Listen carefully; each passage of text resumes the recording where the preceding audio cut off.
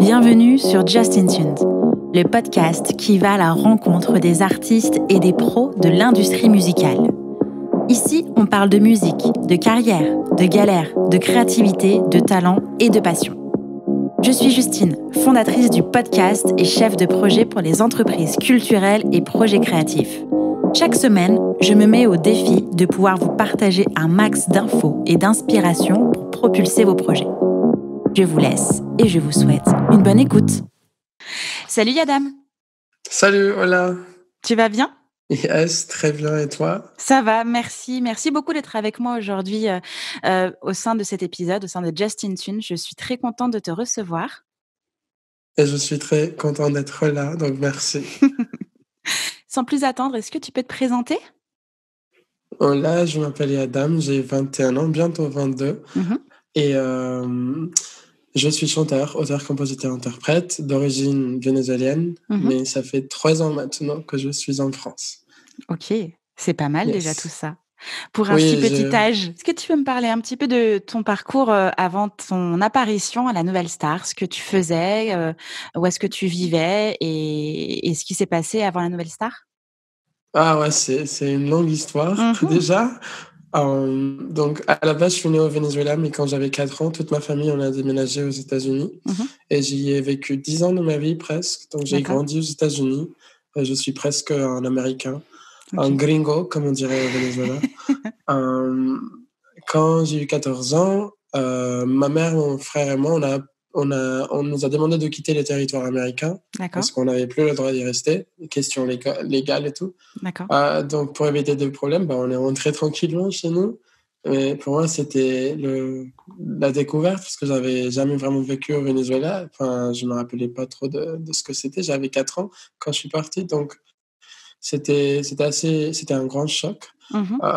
Mais du coup, depuis mon arrivée au Venezuela, au lieu d'être déprimé et triste, moi, j'ai pris ça comme une opportunité déjà pour découvrir mon pays d'origine et D'accord. deuxième, pour apprendre beaucoup de langues.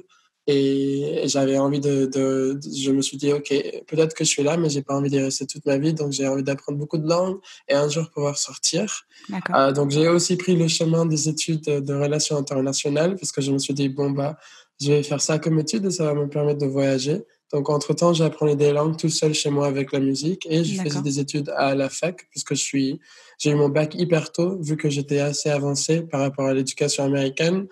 Et j'ai commencé à la fac à 16 ans. Waouh. Et j'ai fait 2 ans de relations internationales avant de m'inscrire dans un concours de chant de l'Alliance française. Même si j'ai jamais fait des études chez l'Alliance française, mais je voyais qu'ils faisaient des concours comme ça. Et le gagnant de ce concours de chant gagnait un billet pour venir en France pendant une semaine. Donc du coup, je me suis inscrit parce que je suis comme ça. Je m'inscrivais toujours à tout genre de choses qui D'accord. permettraient que j'ai une opportunité ailleurs. Et j'ai trouvé ça et j'ai gagné. Et du coup, ça m'a permis de venir en France pour aller au Francophonie de La Rochelle en 2017 en mode touriste spectateur. Ok. Et voilà, c'est comme ça que je suis arrivé en France et après, je suis pas retourné. Ok. Au niveau de la chanson, est-ce que c'était quelque chose de sérieux pour toi, pour que tu aies envie de t'inscrire à un concours de chant là-bas? Écoute, en fait, c'était vraiment juste ma passion personnelle de chambre. Genre, D'accord. tout le monde savait que je chantais et depuis petit, tout le monde me disait: «Ouais, un jour, tu vas devenir chanteur, il faut que tu fasses ça». Et moi, j'aimais bien cette petite attention que je pouvais recevoir des gens, les commentaires et tout ça.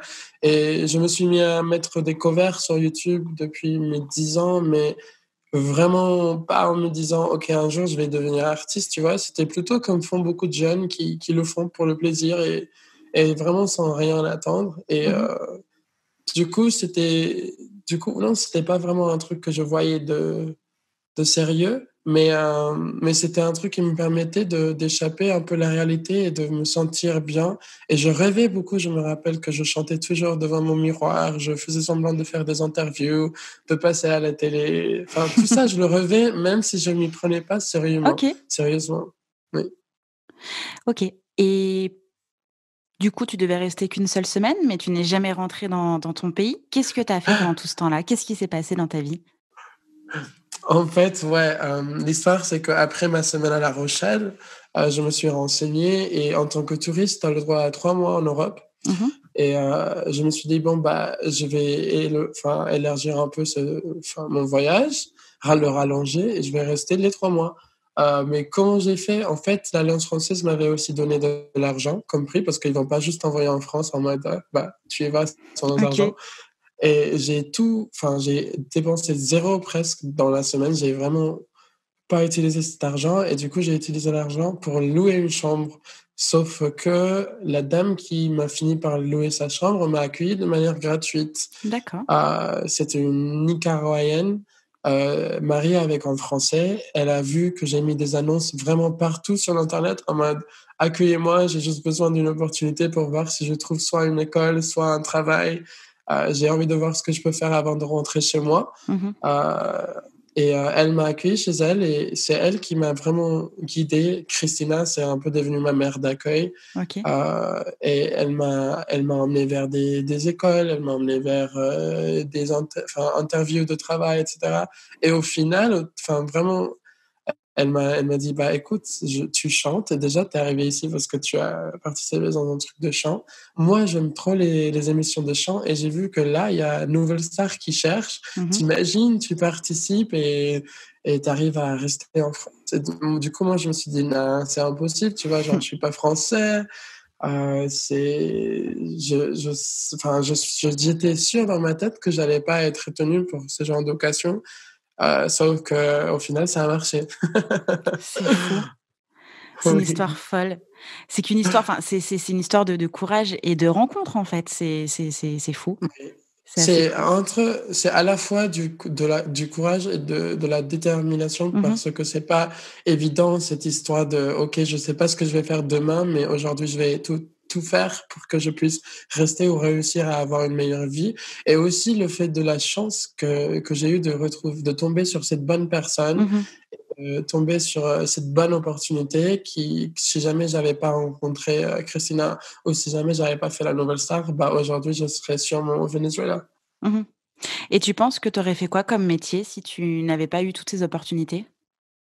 Bah, si j'étais rentré au Venezuela, je serais déjà là, j'aurais eu tout pile cette année, j'étais censé avoir mon diplôme OK. de diplomate et j'aurais continué en fait Mmh. sur ce voie-là ou si jamais j'allais trouver un truc après. Mais en fait, moi, je suis quelqu'un qui est très pragmatique dans le sens où je fais ce que je vois que je peux faire au jour J et moi, j'avance juste. Je m'arrête jamais, je me demande pas trop de choses, je me pose pas de questions, je vois juste l'opportunité que j'ai et j'y fonce.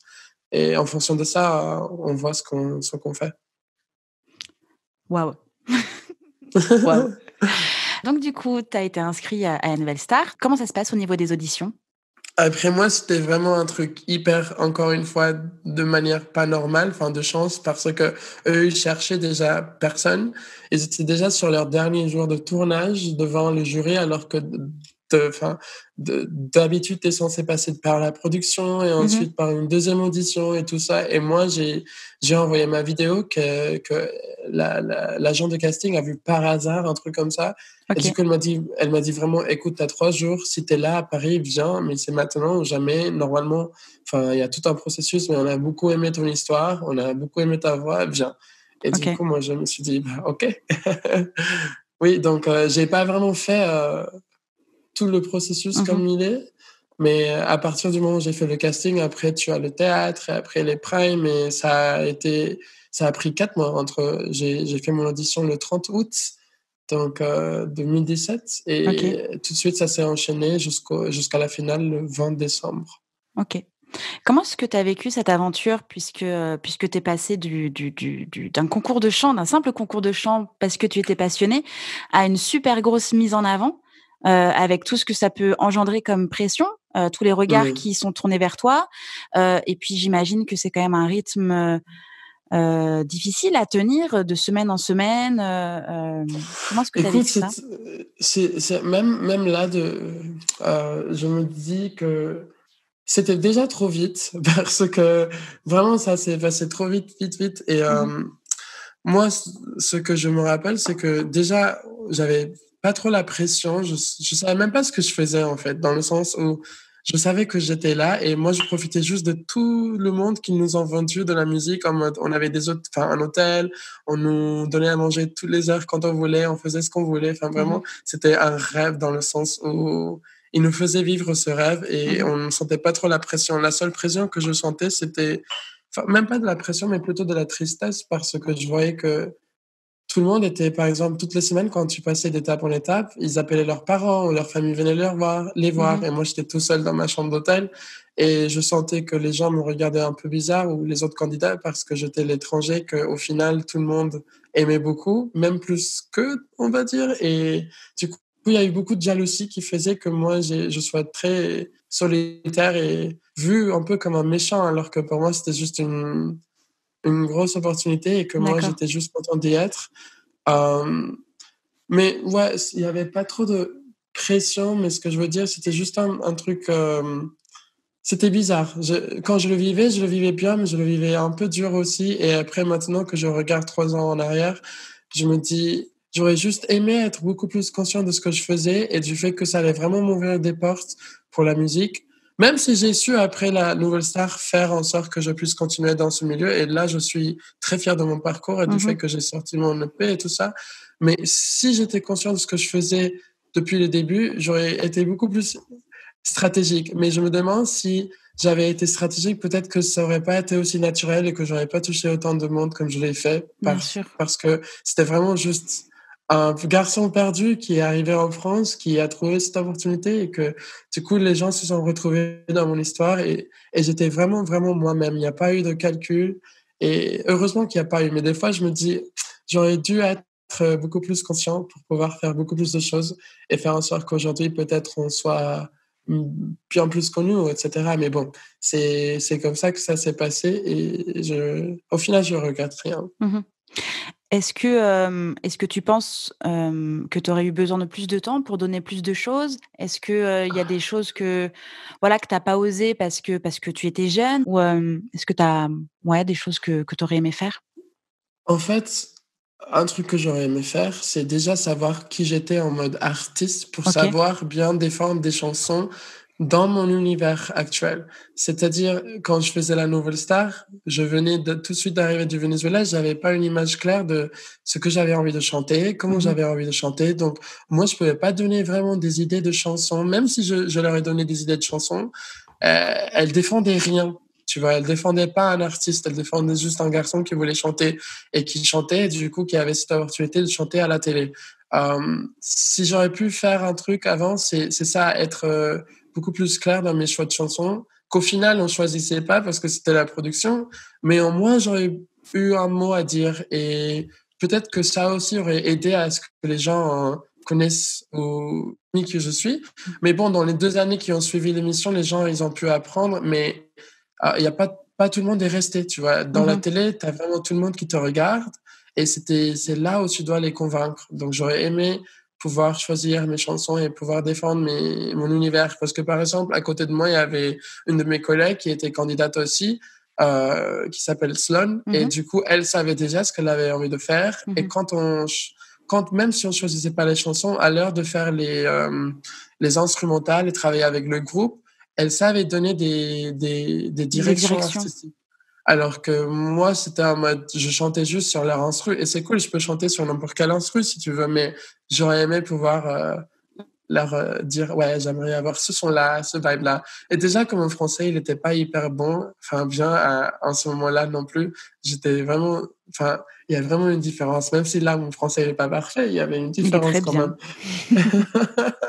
Il y avait une différence et du coup, j'avais aussi beaucoup honte parce que j'avais l'impression et des fois, souvent même, il fallait que je répète, répète, répète pour qu'on me comprenne.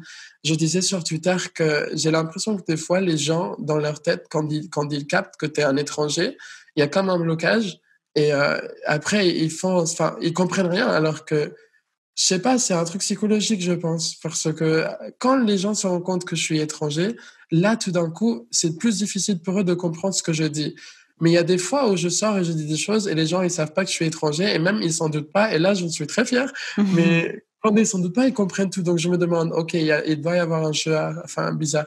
Mmh. Donc, En ce temps-là de la Nouvelle Star, aussi, je sentais beaucoup de pression parce que je me sentais un peu, genre, jugé ou mal vu, ou c'était le mec qui sait même pas parler, tu vois? Ça m'embêtait beaucoup et du coup, c'était dur.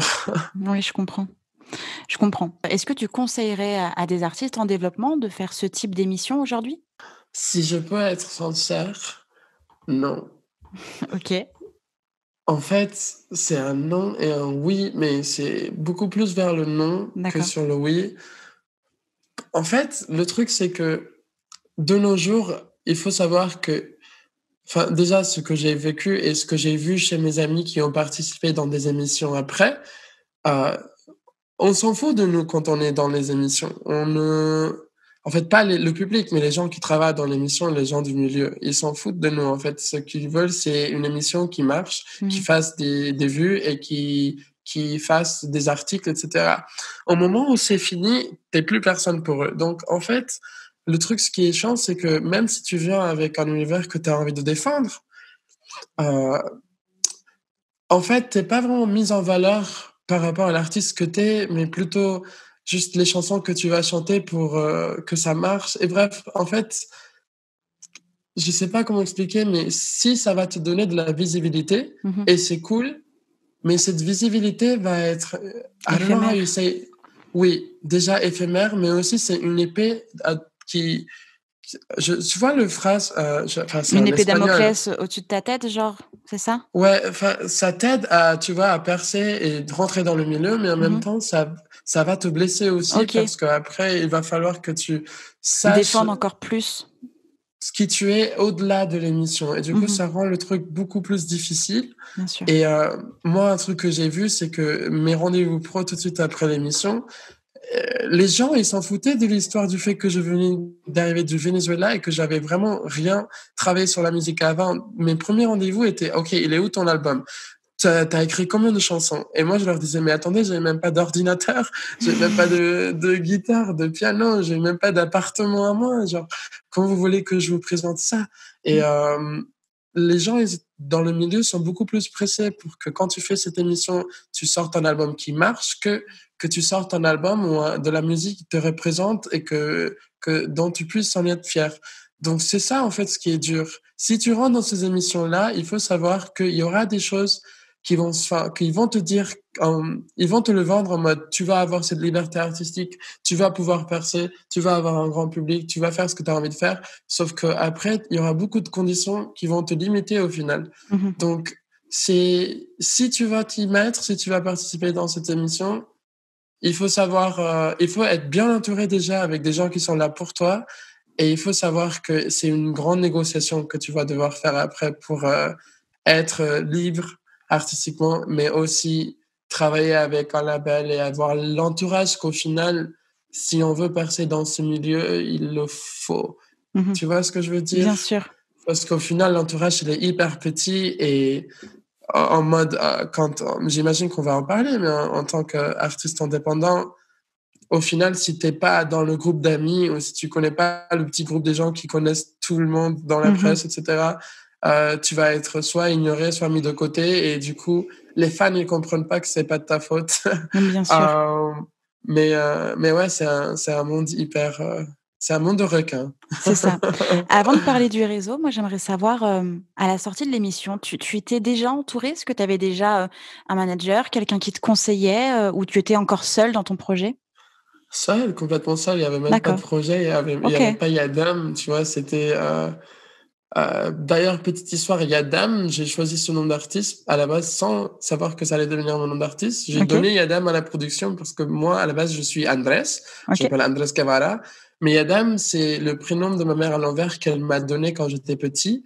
Donc ma mère, elle s'appelle Madaï et OK. elle m'a appelé Yadam en mode son prénom à l'envers. Mais moi, Mmh. je détestais ce nom et je l'utilisais pas. Et quand j'ai fait la Nouvelle Star, je me suis dit: «OK, si ça se trouve, je suis horrible et je fais un truc horrible, personne ne connaît Yadam.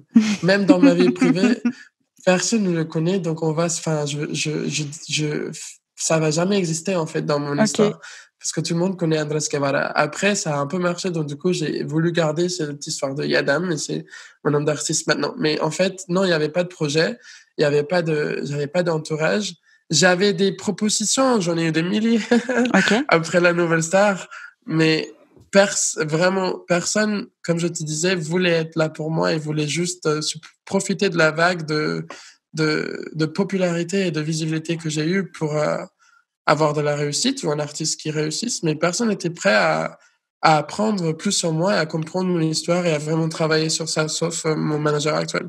D'accord. Justement, comment est-ce que tu as fait tes choix, seul avant de le trouver, ton manager actuel? C'était un peu des choix obligés aussi parce que le destin te force, mais Mmh. un truc que j'ai pas dit, c'est que j'ai aussi eu une proposition de la part de Cœur des Pirates qui Oui, voulait être ma manageuse, OK, mais d'un jour à l'autre, elle a changé d'avis. Donc du coup, cette, ce truc-là m'a beaucoup fait mal et d'accord.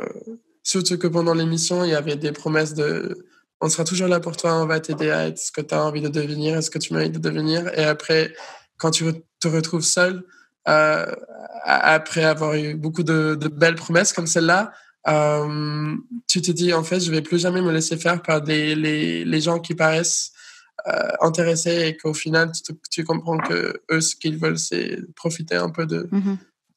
de ta visibilité et pas vraiment de qui tu es, ou t'aider à toi vraiment parce qu'ils croient en toi pour que tu marches.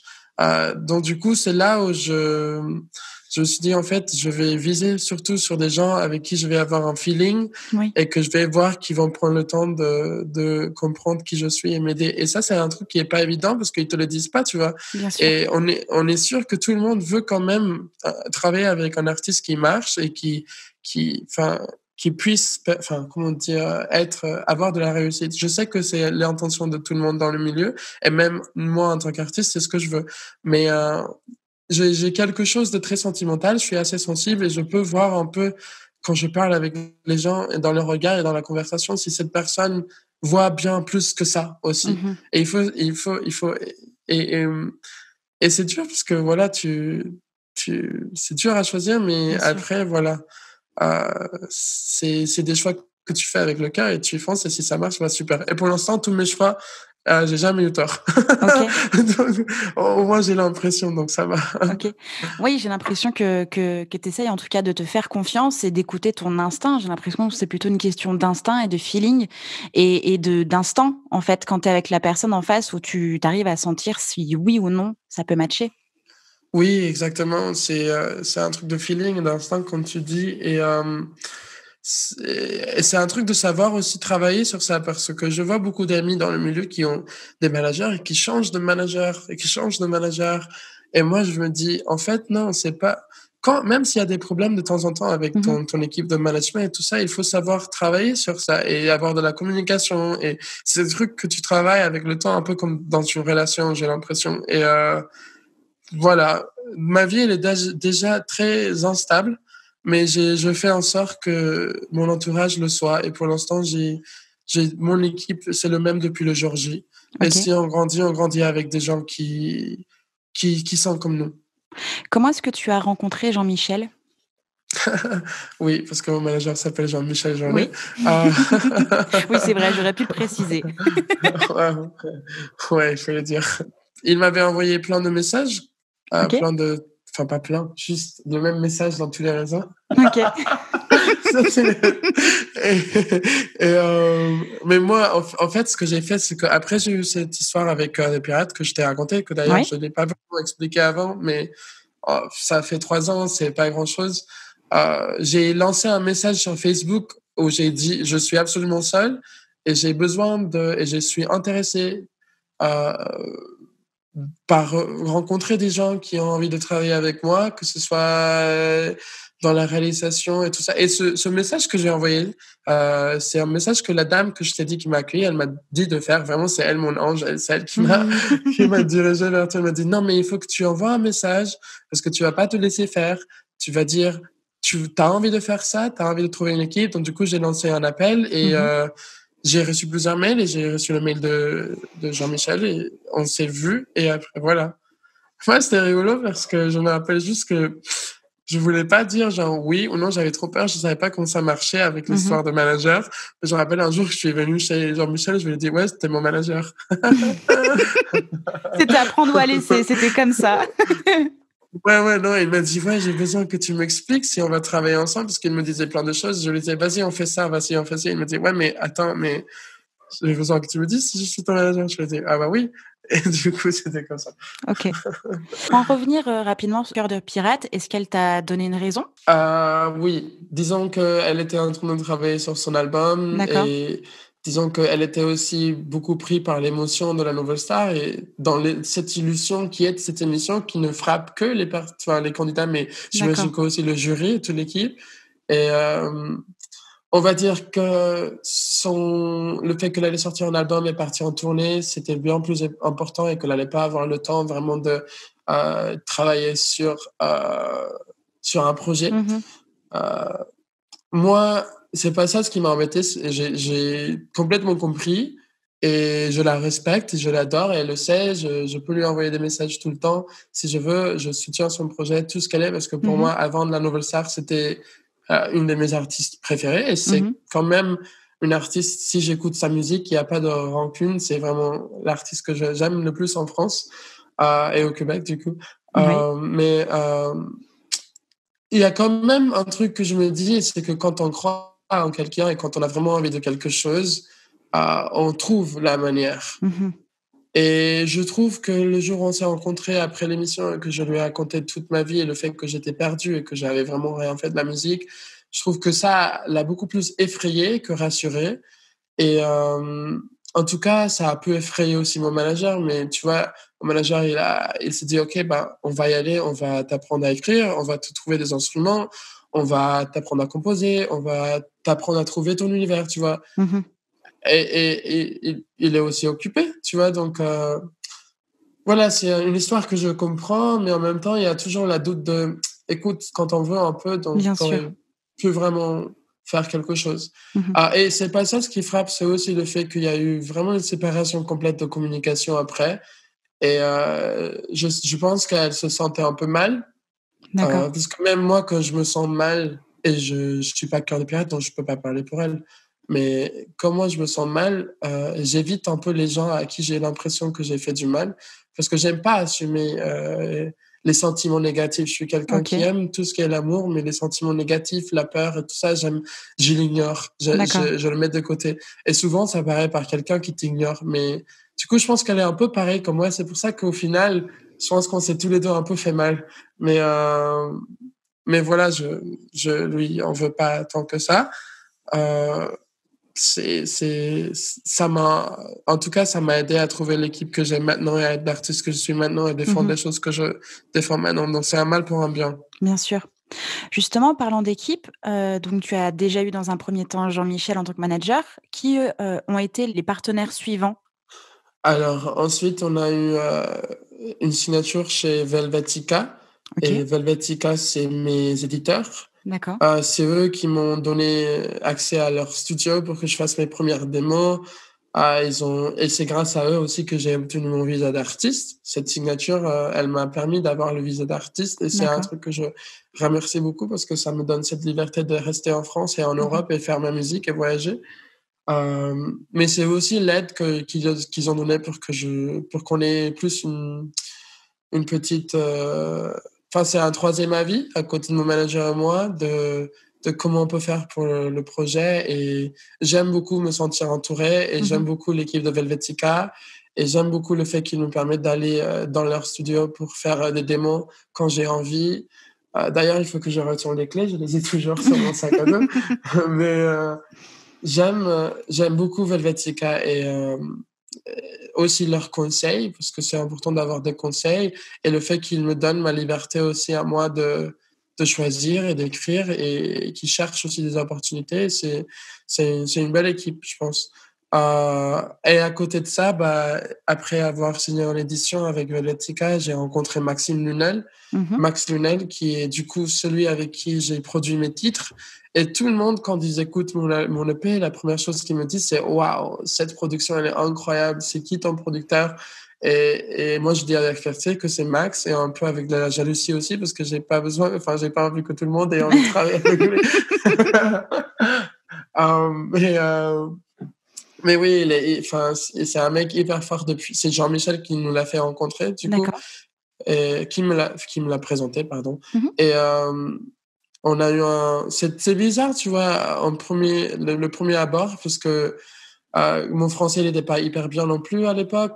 Et du coup, c'était mon manager qui parlait pour moi. J'avais l'impression de ne pas trop parler avec Max. Il y avait vraiment un médiateur entre nous. Et avec le temps, on a appris à mieux se comprendre. Mais on partageait les mêmes goûts musicaux.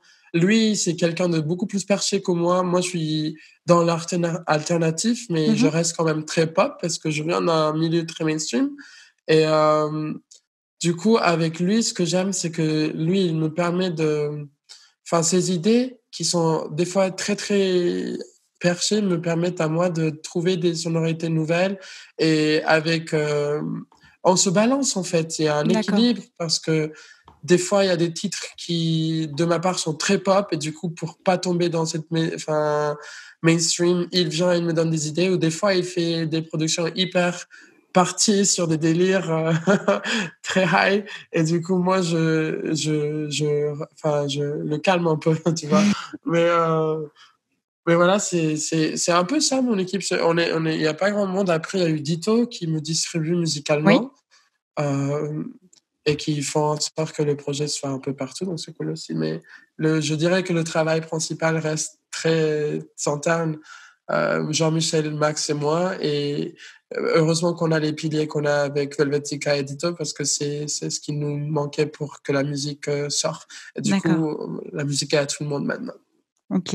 Et c'est un fabuleux projet. D'ailleurs, j'aimerais que tu m'en parles un petit peu, mais que tu me parles un petit peu de ce qui se passe en coulisses. Comment est-ce que tu prépares tes projets? Comment est-ce que tu composes? Quelles sont les conditions dont tu as besoin pour créer, composer? Dans quel état d'esprit tu te mets? Alors là, en fait, c'est bien comme question, mais non.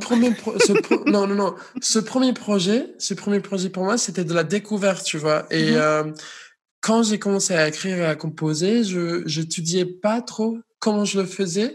Je le faisais juste parce que j'étais dans la recherche d'un son, de découvrir ce que j'étais capable de faire, tu vois. Donc, j'ai pas trop capté mes manières de faire les choses pour ce premier projet. C'est pour ça qu'il est hyper naturel et qu'au final, vraiment, ça a pris 2 ans parce que ça a pris du temps pour que moi je mûrisse et apprenne. Et au final, on a choisi les 5 titres qui correspondaient plus à un thème et après on a choisi le thème et l'image et tout ça. Mais maintenant que je suis en train d'écrire, disons, la suite, c'est encore plus compliqué parce que j'écris un possible album, mais en même temps, j'écris aussi des titres qui pourraient faire en sorte que je sois plus connu et qui soient liés d'une manière ou l'autre à cet album. Mais j'essaie d'être beaucoup plus conscient de comment je le fais et du coup, je dirais que pour écrire et composer, déjà, il faut que je sois seul. J'aime beaucoup composer la nuit. Je sais pas pourquoi, mais je le fais la nuit. Mais il y a aussi un truc que je peux pas contrôler, c'est que les idées de texte et les idées de compo, elles peuvent m'arriver à n'importe quel moment et il faut que je m'arrête et que je les écris ou que je les enregistre parce que sinon je vais les oublier. Et souvent, j'écris, disons, sur une journée, 10 choses au hasard. Et si j'arrive le soir chez moi et je revisite les choses et je vois qu'il n'y a rien qui me touche, je les efface. C'est pour ça que des fois, j'ai écrit même des titres et je les fais écouter à mon équipe et ils aiment.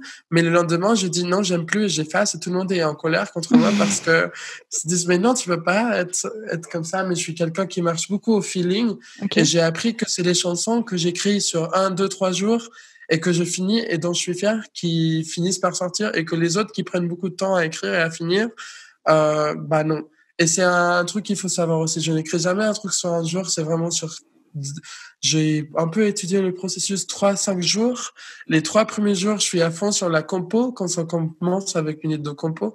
Et après, je finis juste avec un texte. Ou soit ça commence avec un texte que je finis au bout de 3 jours et après, je fais une musique dessus. D'accord. Donc ouais, c'est très compliqué. Il n'y a vraiment pas une manière fixe, mais ce que je sais, c'est que ça marche au feeling et que si ça prend trop de temps, c'est que la chanson ne doit pas se finir. Mmh. Donc voilà, c'est comme ça. Après, il faut que je passe mes idées à Max et en fonction de son temps à lui aussi, on finit de faire la vraie production. Mmh. OK. Hem, tu viens de dire que tu jetais à la poubelle des titres. Pourquoi tu ne les Hem, gardes pas de côté pour les proposer à quelqu'un d'autre puisque tu es un éditeur?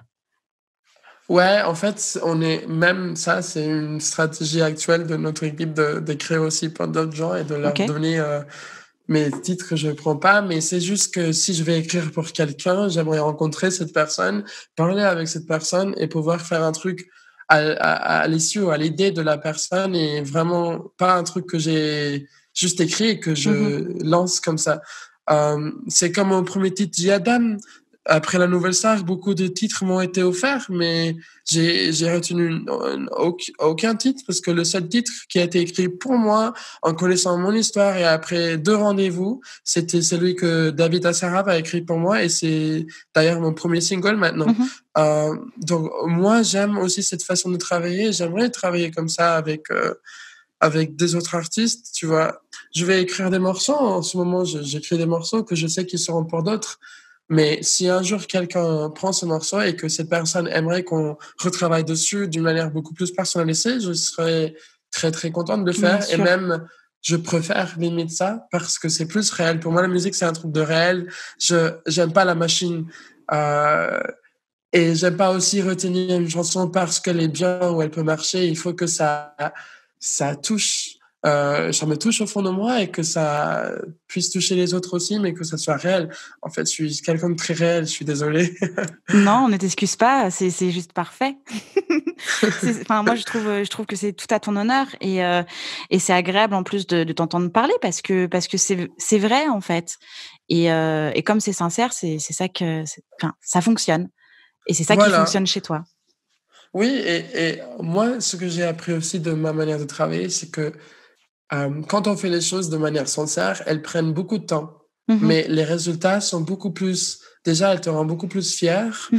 et quand le résultat arrive et que tu vois le profit de ton travail, et c'est cool, tu vois? C'est efficace, c'est au long terme. Moi, je pense qu'au long terme. Je travaille en me disant que ce que je veux, c'est quelque chose qui va durer tout le long de ma vie, si possible, et quelque chose qui va représenter et si ça va durer, pardon, tout le long de ma vie, j'ai envie que chaque chose que je fasse soit quelque chose dont je pourrais être fier pour le reste de ma vie Bien sûr. et c'est ce que je fais et ça prend beaucoup de temps, ça prend plus de temps, mais ça vaut le coup. Franchement, c'est mieux que d'avoir un hit et de n'être plus personne dans 4 ans ou je sais pas. Enfin bref, heu, c'est ma manière de travailler, de Mmh. voir les choses et un truc que je dis aussi, c'est pour résumer ou finir cette question, c'est que, je ne suis pas arrivé en France pour faire n'importe quoi et je n'ai pas quitté toute ma vie et je ne suis pas à la recherche d'une meilleure vie pour faire n'importe quoi et si j'ai cette opportunité de faire la musique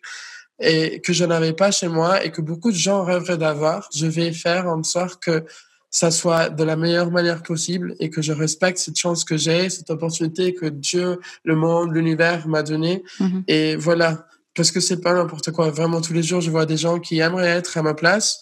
Et du coup, je peux pas le faire ou dire que c'est ah ouais, c'est un truc que je fais comme ça ou je le fais à Bien l'arrache. Non, non, sûr. non. Je le fais avec beaucoup d'amour et connaissance. En parlant de connaissances, est-ce que tu as un œil sur la partie business de ton projet? C'est-à-dire Est-ce que tu as un œil sur les contrats? Enfin, est-ce que tu t'intéresses aux contrats? Est-ce que tu les comprends? Est-ce que tu les négocies avec ton manager? Est-ce que tu prends part aussi à ton image, à tes réseaux sociaux, à la façon dont tu communiques, dans ta relation avec les partenaires, dans la stratégie, justement à long terme? oui, oui, oui, oui, oui. Je suis juste content d'avoir mon manager parce que, du coup, les choix, au final, c'est pas moi qui les adresse Mmh mh. Mmh. et comme ça, c'est très, C'est lui neutre qui de dit ma non, part. c'est bon. Ouais, exactement. Mais aussi, je lis les contrats, tout le temps, mon manager, il me partage tout, on Mmh. parle de tout et c'est vraiment une discussion entre nous 2 de ce que j'ai envie de faire, comment il voit les choses, comment je vois les choses. Ça, son œil par rapport à l'industrie, mon œil par rapport à ce que mes fans veulent et ce Mmh. que j'ai envie de faire aussi. C'est parce que, ouais, mon manager voit plutôt le côté business et les droits et tout ça, le respect de l'artiste. Mmh. Moi, je vois aussi des choses qui pourraient nous être avantageux par rapport à comment ça te donne de la visibilité, comment les jeunes ou les fans voient les choses. Euh, Parce que je suis très attentif aussi de ma communauté et j'ai envie de leur donner beaucoup de bonnes choses aussi. Donc, du coup, il y a vraiment une discussion entre nous deux et au final, on choisit. Et des fois, il y a des choses que je veux qui sont pas trop bien pour mon image, que mon manager me dit, ou il y a des choses que mon manager pense qui sont pas très bien pour mon image, mais que j'en ai rien à foutre. Ça, c'est dit. Non, c'est vraiment, enfin, bref, c'est un travail en équipe à la Mais fin. du Mais coup, qui oui, a le dernier mot quand vous n'êtes pas d'accord? il y a toujours, peut-être, quand on n'est pas d'accord, on a un troisième avis, mais Mmh. je pense pas qu'on a toujours trouvé un truc on s'est pas mis d'accord. OK. Donc, pour Il y a l'instant, je sais toujours, pas, soit mais un troisième avis, soit des compromis, soit mais une réflexion. je sais qu'au final, ça serait mon choix. OK. Oui. OK. Pour parler encore, un peu de ton projet, de ton EP qui est juste fantastique, Merci.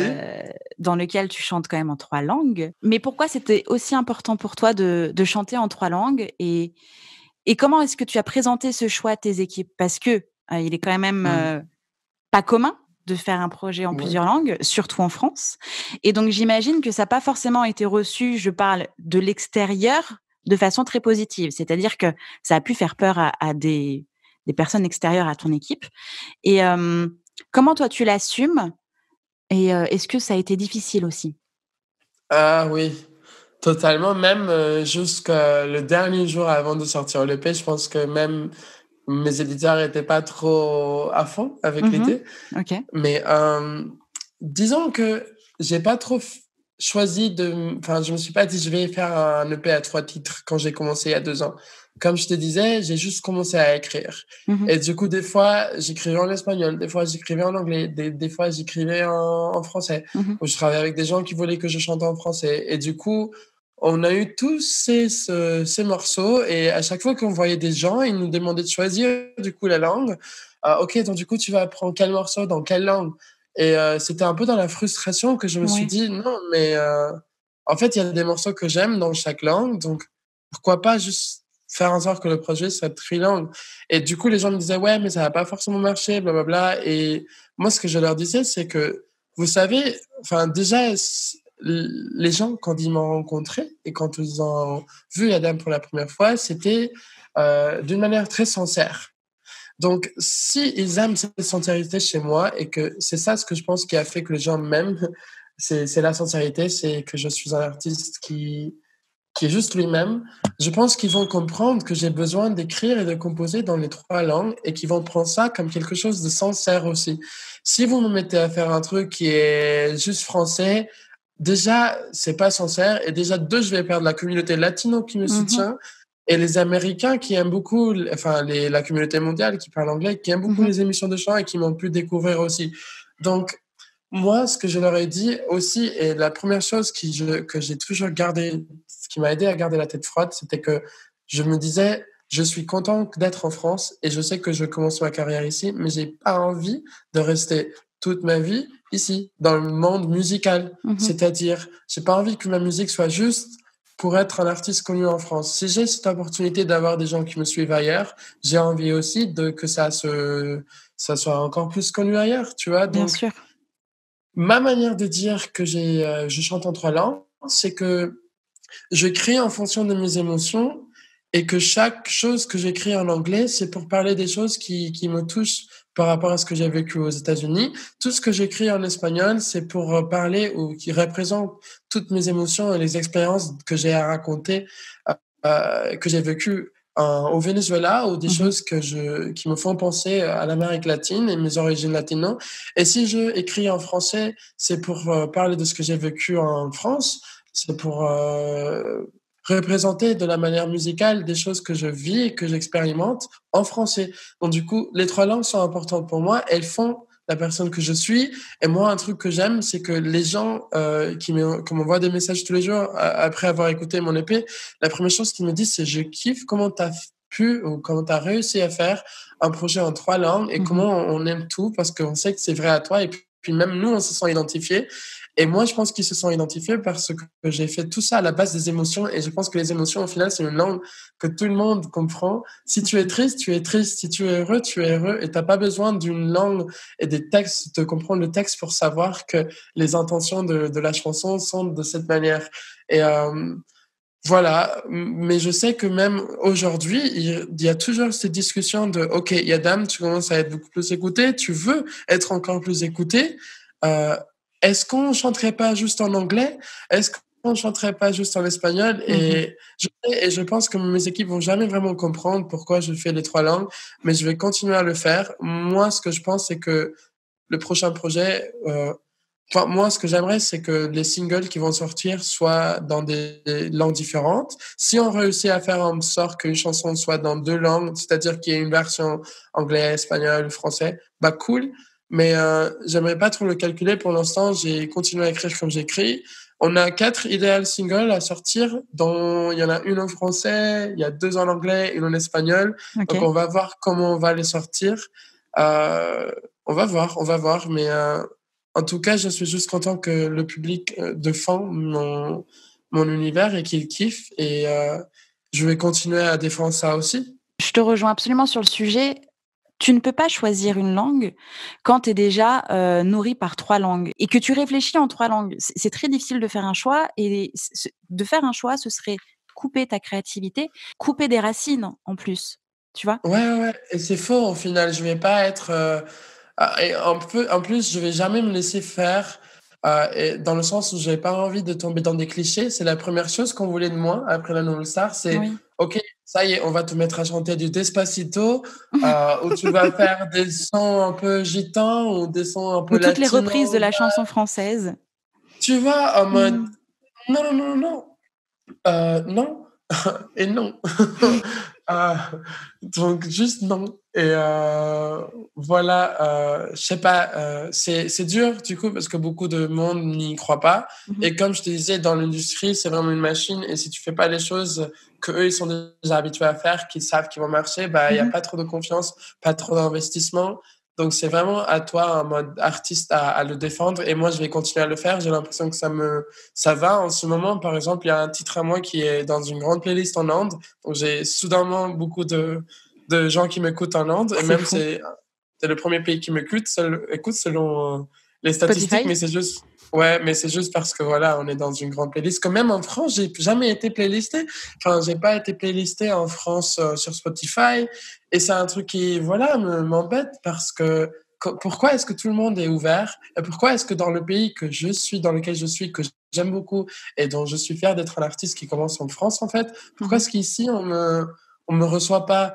Enfin, est-ce que vous allez attendre que ça marche ailleurs, comme ça commence à le faire, pour après enfin me partager sur vos playlists? Je sais pas, mais en tout cas, euh, je vais pas m'arrêter là. Et j'y compte bien, tu pas intérêt? Non. Franchement, c'est trop bien ce que tu fais. Il y a quelques instants, tu parlais justement de tes fans et de ta communauté. Et c'est toi qui as eu l'idée de monter ta campagne de crowdfunding? Non, d'ailleurs, c'était mon manager. OK. Et Oh, moi, il est j'avais trop beaucoup de fort. mal. Oui, non, mais au final, vraiment, tu vois, je le remercie parce que moi, j'étais complètement contre cette histoire de crowdfunding, Mmh. surtout venant d'un pays où les gens, ils ont beaucoup d'argent déjà pour manger et pour survivre. J'avais pas envie de faire le mec qui arrive en France, qui a déjà des bonnes opportunités et qui commence à demander de l'argent. Tu vois, c'est pas la demande d'argent et de l'aide qui est embêtant. Mmh. C'est le fait de venir d'un lieu où déjà si j'avais l'argent que j'avais ou que j'ai pu avoir en Mmh. ce moment-là, avant de lancer le crowdfunding, je serais bien. Et beaucoup de monde a besoin de... Enfin, je sais pas comment le dire, mais beaucoup de monde est dans la pauvreté, dans la nécessité. Donc, je me sentais un peu coupable de Mmh. demander de l'aide pour un projet musical. Tu D'accord. vois, qui n'est pas aussi important que manger ou que de survivre dans Bien des sûr. conditions dans mon pays. Donc, du coup, en fait, ce que j'ai fait, c'est un truc que tout le monde m'a dit, c'est Andrés, malheureusement, enfin, Yadam, tu peux malheureusement pas regarder en arrière ou culpabiliser toute ta vie. Il faut que tu avances. Mmh. Et ça, c'est un projet qui va te permettre de non seulement t'aider à toi, mais peut-être aussi aider les autres de manière, même si c'est juste de manière émotionnelle. Et un jour, si tu réussis à avoir beaucoup plus d'argent, tu peux retourner ça envers ton pays. Tu peux travailler avec des organisations. Enfin, c'est un truc qui est pour le bien de ta vie parce qu'il faut que tu avances, mais c'est un truc aussi qu'au final, tu peux utiliser pour continuer à parler sur ce sujet, à lever la voix et à représenter ces choses justement qui te font mal. Euh, donc même pour la campagne, ce qu'on a fait, c'est qu'on a promis une aide à une organisation qui donnait des jouets aux enfants qui viennent de communautés très pauvres et aussi de la nourriture. Donc D'accord. je leur ai fait un don du don que les gens m'ont fait. Et ça m'a aidé à me sentir moins coupable Mmh. et à sentir que voilà, du très peu que j'ai, je fais en sorte d'aider aussi mon pays parce que ça, je peux jamais l'oublier. D'où je viens, je peux jamais l'oublier. Donc cette idée, c'était encore une fois mon manager et si on l'avait pas fait, tu vois, si moi je l'aurais jamais fait, aujourd'hui on n'aurait pas sorti Safe Place. Peut-être qu'on aurait été signé d'une manière ou l'autre, mais que ça allait être un autre projet. Bien Mais sûr. cet argent que j'ai reçu m'a permis d'avoir une liberté et aussi de vivre ce premier processus de création de manière très personnelle, individuelle, intense. Et du coup, maintenant, tout ce qui va venir, qu'on travaille avec une équipe ou pas, je suis prêt à l'assumer. Et je connais les bases, tu vois, parce que je les ai vécues, j'ai dû prendre le temps pour comprendre comment tu fonctionnais. Et il y a des choses qu'on connaît pas sur le milieu musical forcément quand on s'y lance et que je savais évidemment même pas quand j'ai fait la Nouvelle Star. Mmh. Donc, le fait d'avoir dû commencer de manière indépendante, ça m'a aidé à connaître les bases pour qu'un jour, si je bosse avec quelqu'un, eh ben, je vais savoir comment les choses se font et je vais pas Bien me sûr. laisser faire par un contrat. Et voilà. Bref, au final, c'était ce qu'il fallait. Et oui. Waouh. La fin de ta réponse. Oui, très bien. Hem, Waouh. Moi, je trouve que ça a été déjà courageux de le faire et effectivement, si tu as pu en ressortir un aspect positif qui correspond à tes valeurs et à ta vision, du monde, en fait, je pense que c'est doublement gagnant puisque tu as pu à la fois créer un projet qui te correspond, être autonome, faire ce que tu avais envie de faire avec les équipes qui t'entourent et en même temps, c'est aussi une façon de faire le «bien» entre guillemets. Alors évidemment, c'est tout est relatif, mais, Oui, tu envoies quand même, comme tu dis, des émotions et aussi tu permets à des personnes, peu importe où est-ce qu'elles sont et du coup, peu importe où est-ce qu'elles sont dans le monde puisque tu touches tout le monde, de voyager à travers ta musique, en fait. oui, exactement. Yes. Et voilà, c'est pour ça que quand je vois ce que je suis en train de faire, comme je disais à mon manager hier ou avant-hier, je suis vraiment fier de ce que je fais et très content de le faire de cette manière.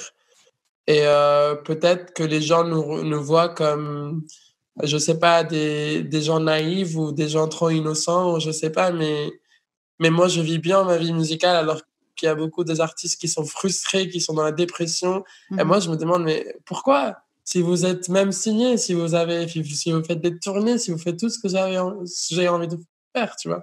Mmh. Hem, mais c'est parce que je pense qu'il leur manque un peu ce côté humaine et moi, heureusement que j'ai une équipe qui soutient mes idées et qu'au final va pas me forcer à faire des choses que j'aime pas. Et donc, du coup, le public que j'ai, c'est un public qui grandit petit à petit de manière naturelle. Parce que comme je te disais, j'ai pas d'autres playlists que les playlists que mes propres abonnés font et les découvertes naturelles que les gens ils font de manière naturelle. Enfin, tu vois, tout ça, c'est de manière naturelle. Et du coup, j'ai aussi une bonne communication avec ma fanbase. J'essaie d'être très proche à eux parce qu'au Mmh. final, c'est eux qui me poussent. C'est toi Et qui tout ça réponds? fait que, oui. OK.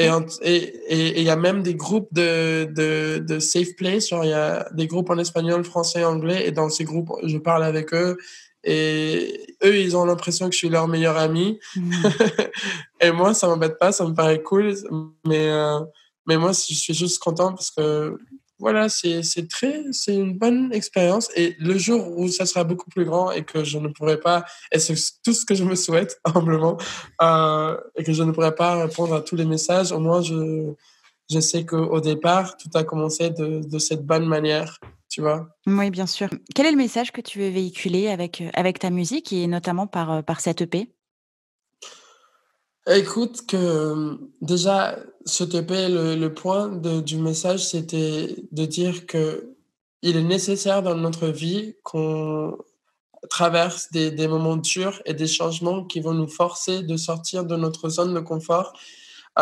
C'est nécessaire d'avoir des changements pour pouvoir évoluer justement et c'est aussi très important de savoir comprendre les émotions qu'on ressent et de les assumer et d'assumer toutes les émotions qu'elles soient et toutes les choses qui nous arrivent, que ça soit bien ou pas.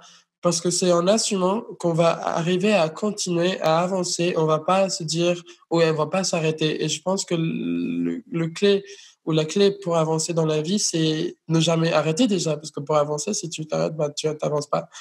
Mmh. C'est un peu nul comme phrase parce que évidemment c'est clair, tu avances pas si tu bouges pas.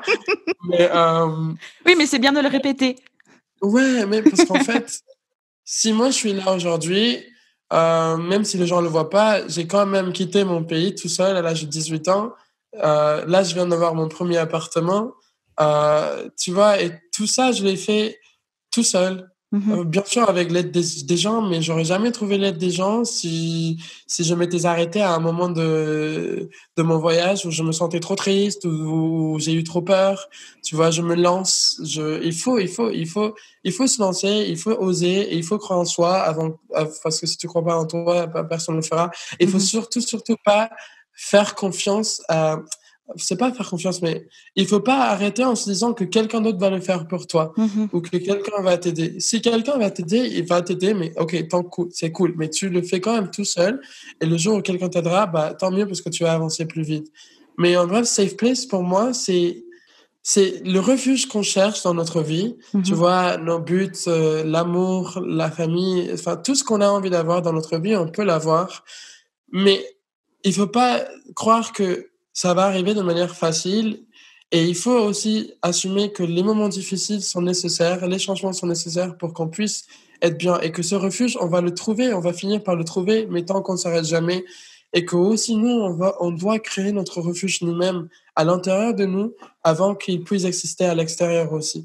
Donc bref, c'est safe place et ce TP et ce processus de création pour moi, c'était un safe place et tout ce que je vous dis, je l'ai appris en écrivant ça, parce que ça m'a permis de regarder à l'arrière tout ce que j'ai vécu, tout ce que j'ai laissé et tout ce que je gagne en ce moment. Et voilà, j'ai l'impression d'être un prêtre. Non, du tout, du tout, du tout. Justement, pour trouver toi ton refuge, j'essaye de trouver une transition à ma question suivante, mais tout à l'heure, tu me parlais de réseau, de cercle d'amis et de, comment dire, bonnes connaissances. Comment est-ce que tu as toi, créé ton réseau, rencontré d'autres artistes? Est-ce que tu as la sensation d'être autour d ou en tout cas dans des groupes qui te correspondent totalement? Est-ce que, ouais, où est-ce que tu as trouvé toi ton refuge ici parmi les artistes et les professionnels dans la musique? Écoute, je n'ai pas encore trouvé un et je ne cherche pas non plus à trouver un refuge Mmh. parmi des artistes ou parmi le réseau. La seule chose que j'ai de sûr, c'est mon équipe et c'est mon management et c'est la seule chose qui est importante pour moi. Hem comme l'expérience que j'ai eue avec la Nouvelle Star, je sais pas pourquoi, mais j'ai l'impression de même si je suis hyper, comme là, on n'est pas à côté l'un de l'autre, Mmh. mais j'ai l'impression qu'on s'entend bien et que tu vois Oui. que je suis, quelqu'un de très fun et que j'aime parler et j'aime la discussion. Même si j'aime tout ça, heu, j'ai l'impression de finir très solitaire, dans Mmh. le sens où je suis hyper sensible et du coup, je me cache un peu D'accord. des autres. Je me cache un peu des autres artistes et je je parle pas trop, en fait. OK. Quelqu'un m'a comparé une fois avec un chat et j'ai beaucoup aimé ça parce que la dame, elle m'a dit que je suis comme un petit chat qui arrive, débarque chez toi et qui est tout, enfin, quiet et il Mmh. bouge et tu le vois pas, il fait plein de choses, tu le vois pas, mais au final, il est en train de soit foutre le bordel, soit ça, faire un truc hyper cool et Ouais. du coup, j'ai aimé cette comparaison parce que le chat, au final, c'est la famille du tigre et enfin bref, hem, j'ai l'impression d'être un peu comme ça, très discrète. Je suis là, mais les gens ne me voient pas forcément, mais je suis quand même en train de faire mon truc. Et j'aimerais beaucoup avoir beaucoup plus d'amis. J'aimerais beaucoup avoir beaucoup plus de partenaires, des cercles d'amis, mais je ne sais pas ce qui bloque. D'accord. Je ne sais pas si c'est le fait que, comme je ne parle pas français complètement bien, je n'ai pas l'impression de bien m'entendre dans les groupes complètement français. Enfin, même là, dans ma vie privée, j'ai plusieurs petits groupes d'amis que je n'aime pas mélanger parce que chaque groupe d'amis me donne un petit truc. Ok. Mais même, j'ai pas trop le temps pour eux. Donc, au final, je suis quelqu'un de très solitaire, tu vois. D'accord. C'est comme ça, mes amis, c'est la musique, c'est les gens qui me suivent, mais un peu de loin. C'est bizarre. Ok. Peut-être que tu as besoin aussi d'avoir ton propre silence aussi, d'avoir ta propre solitude et peut-être que c'est ça qui te nourrit. Des fois, ça doit être relou, super pesant, j'imagine? Oui, oui, c'est dur parce que tu vois les autres qui sortent en groupe et tu vois Mmh. que les artistes sont ensemble, qu'ils font des choses comme ça. Mais moi, je pense que c'est aussi le fait que j'ai vécu tellement de séparation que j'aime pas, déjà aussi dans la vie amoureuse, j'aime pas connecter trop avec une personne OK. parce que j'aime connaître tout le monde, j'aime faire des amitiés de partout, mais d'une manière très on se connaît, on se voit de temps en temps, mais c'est bon. Parce que quand ça devient beaucoup plus personnel, il y a beaucoup trop d'engagement que ma vie ne me permet pas d'avoir. Donc, c'est pour ça. Et quand je dis que ma vie ne me permet pas d'avoir, c'est que je bouge beaucoup et que même j'ai toujours envie de bouger et que j'ai pas envie de rester quelque part Mmh. fixe. Enfin, donc du coup, c'est aussi un truc que j'aime de ce milieu, c'est que si je veux faire un tournée un jour, ça va jamais être dans la même ville, Mmh. tu bouges. Les studios, c'est pas les mêmes studios tout le temps Bien et sûr. c'est ça ce que j'aime et les rencontres sont plusieurs donc je suis quelqu'un qui aime les rencontres mais de manière, on va dire, très superficielle du coup, très, on se connaît jusqu'à là. Je te partage quand même ma vie si tu veux, tu me partages la tienne, mais pas plus que ça. OK, OK. Est-ce que tu penses qu'on peut avoir des amis dans la musique? Je préfère les amis à l'extérieur de la musique. OK. C'est un monde beaucoup trop dur où la jalousie, qu'on le veuille ou pas, existe. Mmh. Et ma mère, c'est quelqu'un de très dur avec ça. Elle me dit: «T'as pas d'amis, Andrés. Mmh. Tu pas d'amis, ne te mens pas. Les gens, c'est pas tes amis. Et tes amis qui te souhaitent du bien te souhaitent aussi du mal». Et donc, c'est une manière de penser qui est très Ouais, dure. ouais. Mais je pense que ma mère, elle a assez vécu pour comprendre pourquoi elle me dit ça. Mmh. Et c'est pour ça que moi, je suis le genre de mec qui, elle me le dit, et elle me le dit pas parce que j'ai pas envie d'avoir des amis, mais justement parce que j'aimerais que tout le monde soit mon ami. Mais, euh, mais au final, il faut être un peu vigilant. Mmh. Et donc, j'ai pas envie de dire que le milieu musical, c'est un milieu où personne n'est ton ami. Mais même dans ton petit groupe d'amis, il faut faire gaffe parce que comme il y a des artistes qui avancent plus que d'autres, il y a souvent cette comparaison que j'aime pas et que Mmh. personne n'aime et qu'on ne peut pas s'empêcher d'avoir parce qu'on est humain. Bien sûr. Donc, comme je te disais que je m'échappe un peu et que je fuis un peu les sentiments négatifs, c'est aussi pour ça peut-être que je fuis un peu les amitiés dans la Mmh. musique et les groupes. Parce que D'accord. j'aime pas. Enfin, moi, j'aimerais continuer à avancer, mais j'aimerais pas que d'autres se sentent mal à cause de moi. Mmh. Tu vois? Je Je m'en comprends. fous si les autres me font du mal. Mais bref, j'aime pas faire du mal. Oui, enfin bon, c'est pas hyper cool non plus qu'on te fasse du mal, hein. Quand même. Ouais, mais ouais, je sais, mais Tu plus. ouais, je sais déjà que ça va pas. Enfin, je vais pas m'arrêter, tu vois, Mmh. pour ça. OK, Et je vais pardonner, je vais avancer. OK. Hem, j'ai encore 2 petites questions à te poser parce qu'on va pas tarder à s'approcher de la fin, même si j'adore discuter avec toi. Alors selon toi, quelles sont les difficultés et les points positifs d'être un artiste? Alors, tu vois, tu parles avec un mec qui va jamais te dire que c'est difficile. Ouais. J'essaye, hein, depuis tout à l'heure, hein, j'essaye, hein. Parce que les difficultés sont là, mais elles sont nécessaires. Oui, Euh, Quelles difficultés? Je sais pas. Je vais plutôt te dire ce que j'aimerais que les artistes aient, OK. qu'on n'a pas. Et des fois, déjà, j'aime pas trop voir que les artistes sont vus comme des gens qui ne travaillent pas alors que c'est du travail et Mmh. que ça travaille vraiment 24 heures sur 7. et on n'est pas rémunéré de la manière dont il le faut. Donc, ça, je dirais, c'est la seule chose que je rêve, et c'est que les artistes aient plus d'aide, plus de soutien, et que ça soit pas vu comme quelqu'un qui n'a pas envie de travailler dans un vrai boulot, parce que la musique, c'est un vrai boulot. Et sans nous, les gens seraient déprimés. Donc, déjà, arrêtez de nous voir comme des gens qui ne travaillent pas, parce qu'on travaille. Et parce qu'on fait beaucoup, pas que pour nous, mais aussi pour ceux qui nous écoutent, dont les gens qui aiment dire qu'on travaille pas. Donc, allô, gouvernement.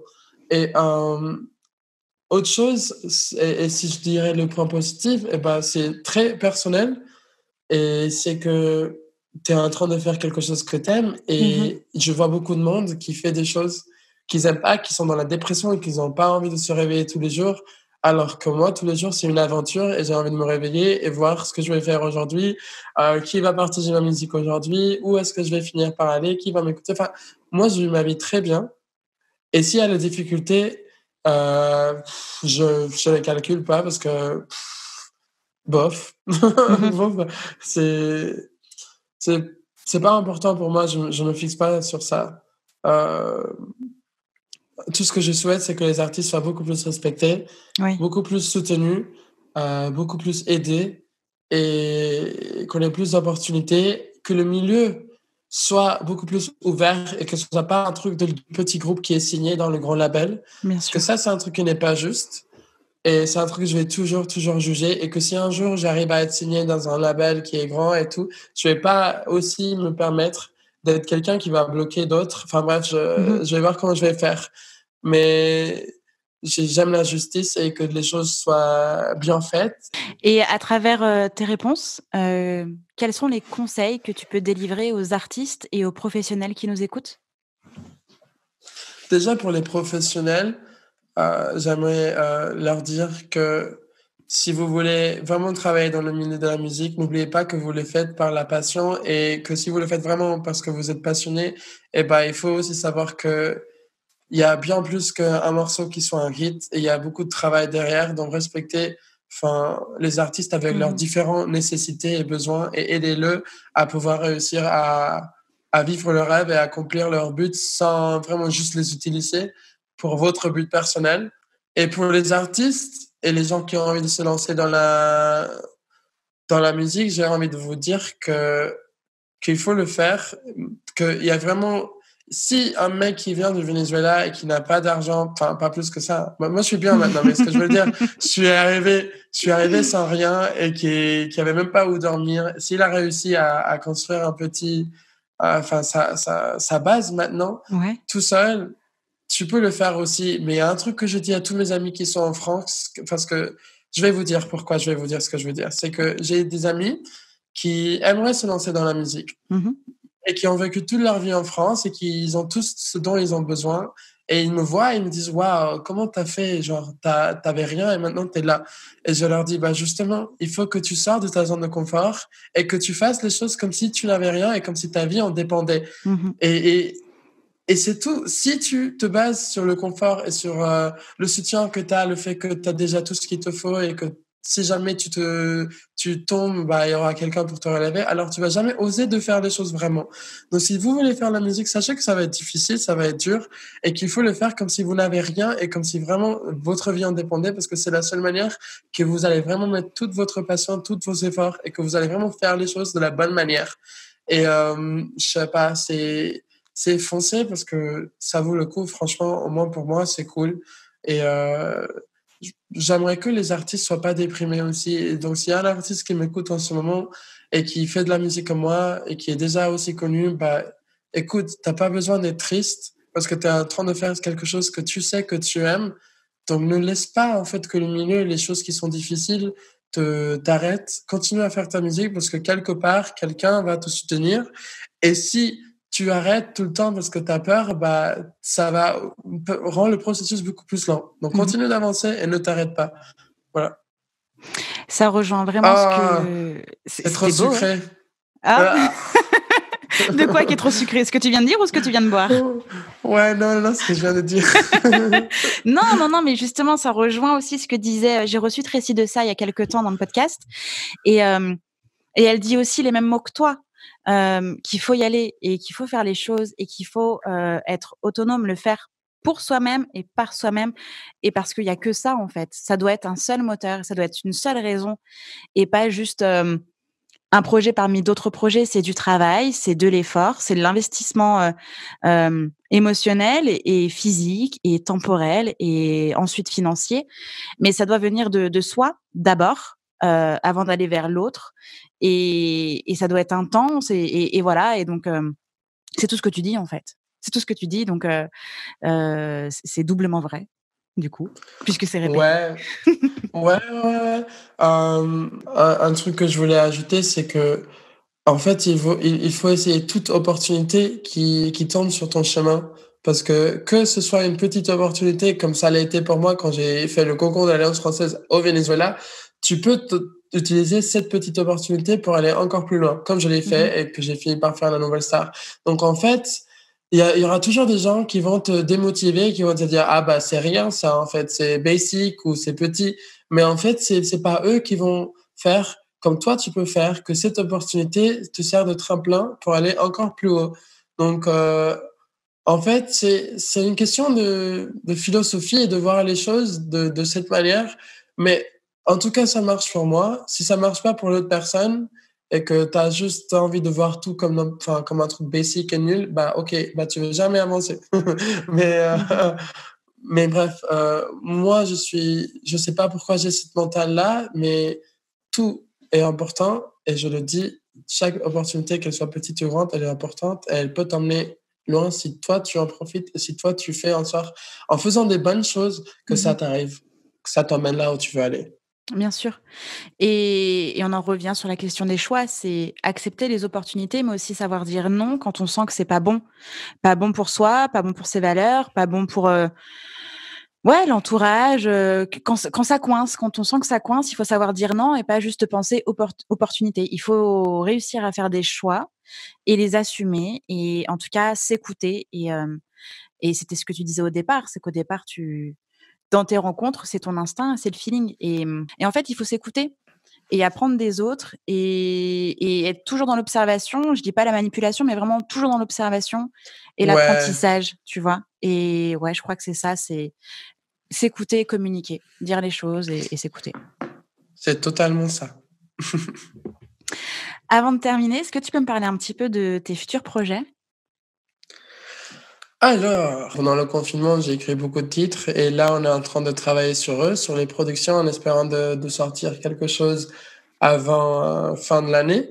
Mais Mmh un mh. truc que j'ai très hâte, c'est que je ferai un concert à Londres le 18 octobre. Énorme. Donc, j'ai très hâte parce que c'est mon premier enfin, concert, heu, outside of France, outside de Paris Trop même, parce que cool. j'ai seulement fait Paris pour l'instant. En espérant qu'il y aura d'autres dates dans la tournée de ce groupe-là qui m'invite en première partie. OK. Pour l'instant, elles sont toujours en confirmation, mais c'est plutôt positif, donc c'est cool parce que ça serait du coup ma première petite tournée en première partie, mais européenne. Mmh Et mh. c'est ça ce qu'on veut, sortir et se faire connaître ailleurs. Et on espère aussi, pendant ces mêmes dates-là, sortir une ou voire deux chansons. On va voir. C'est OK. vraiment, maintenant, c'est vraiment en fonction du feeling et comment les choses avancent qu'on va avancer. Mais en tout cas, les titres sont là, on attend juste le bon moment Mmh et mh. on continue à faire les choses pour que Safe Place, puisse être encore plus découvert, en attendant. OK. Est-ce qu'on a tout dit? Est-ce qu'on a des choses à rajouter? Oui, j'aimerais remercier la SACEM parce que c'est du coup, la première fois que, disons, le business ou des organisations qui travaillent dans la musique Mmh m'ont mh. aidé parce que j'ai reçu de l'aide à l'autoproduction de leur OK, part. super. Et donc merci beaucoup la SACEM, Nathalie Roy et tout le monde qui travaille et qui a choisi mon projet pour me soutenir. C'est beaucoup, ça me fait plaisir. J'ai toujours eu l'impression que j'allais jamais être aidé en France, mais du coup ça me montre qu'il y a quand même des gens qui kiffent ce que je fais et qui OK. soutiennent mon projet et donc du coup, petit à petit, peut-être que beaucoup plus de gens le feront aussi. Mais mais je suis très content, donc merci la SACEM et merci à toi, de m'avoir invité Justine. Mais merci à toi pour cet Ça me fait échange. plaisir. Ça me C'était fait génial. plaisir. C'était génial et je te souhaite, vraiment le meilleur en fait, vraiment, que tu sois encore plus écouté, encore plus entendu et j'espère que du coup, à travers tout cet échange, les personnes qui vont nous écouter tous les 2 vont encore plus te découvrir et auront encore plus envie de parler de toi et d'écouter ta musique et de comprendre le message que tu veux véhiculer et pour les artistes Ouais. qui sont en train de nous écouter, et ben, j'espère que ça les aura inspirés, vraiment, parce que moi je suis très contente d'avoir pu, avoir cette chance de parler avec toi pendant tout ce temps. Ah, gracias. Merci à toi Yadam et à très bientôt j'espère. À très bientôt. Salut! Salut. J'espère que cet épisode vous a plu. N'hésitez pas à partager le podcast à une personne qui souhaite se lancer dans l'industrie musicale. Si vous aimez le podcast et son contenu et que vous souhaitez me soutenir, rien de plus simple. Il suffit de commenter, de mettre des pouces en l'air, de me donner des étoiles sur Apple Podcast, de suivre les réseaux sociaux du podcast et de vous y abonner sur Facebook, Instagram et Twitter au nom de Justin Tuned. Si vous avez des questions, si vous avez des idées pour les prochains épisodes, n'hésitez pas à me laisser votre message en commentaire ou alors directement sur l'adresse mail hello@justintunes.com. Merci d'avoir pris le temps de m'écouter et à très vite pour le prochain épisode du podcast Justin Tuned. Tuned. Tuned. Tuned.